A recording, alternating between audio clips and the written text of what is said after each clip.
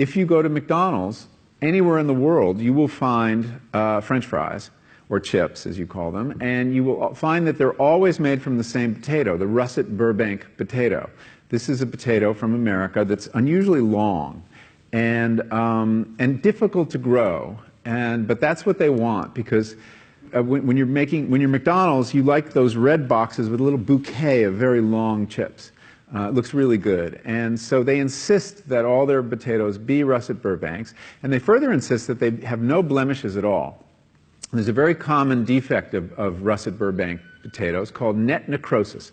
And you've seen potatoes with a little brown line sometimes, or spots that come through it. Well, McDonald's won't buy them if your potatoes have that. And the only way to eliminate that is to eliminate an aphid. And the only way to do that is with a pesticide called Monitor that is so toxic that the farmers who grow these potatoes in Idaho won't venture outside into their fields for 5 days after they spray. And then when they harvest their potatoes, they have to put them in these atmosphere-controlled sheds the size of a football stadium because they're not edible for 6 weeks. They have to off-gas all the chemicals in them.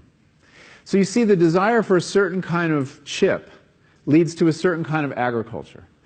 But the other thing on the health side, when I started learning about nutrition, about which, by the way, much less is known than you might think, that the scientific understanding of nutrition is still very primitive.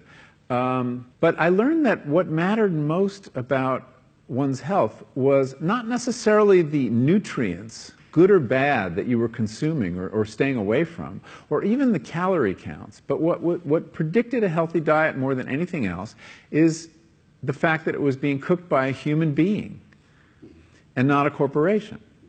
Corporations cook very differently than people do. They use vast amounts of salt, fat, and sugar, much more than you would ever use in your own cooking. And the reason they do that is those are 3 incredibly attractive and incredibly cheap ingredients.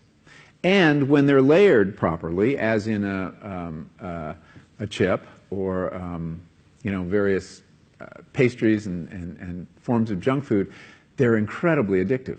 And in fact, people in the industry, they don't talk about addiction in the food industry, even though they traffic in addiction. They talk about craveability. It's the same thing. And snackability is another term they use. It's a lovely word. Anyway, so I came to see that cooking has a huge bearing on our health. And in fact, there's been a lot of research in America that shows that even poor women who cook have healthier diets than wealthy women who don't. So you see, the usual class bias in the quality of diet is overtaken by this fact, this key fact. Who's cooking your food?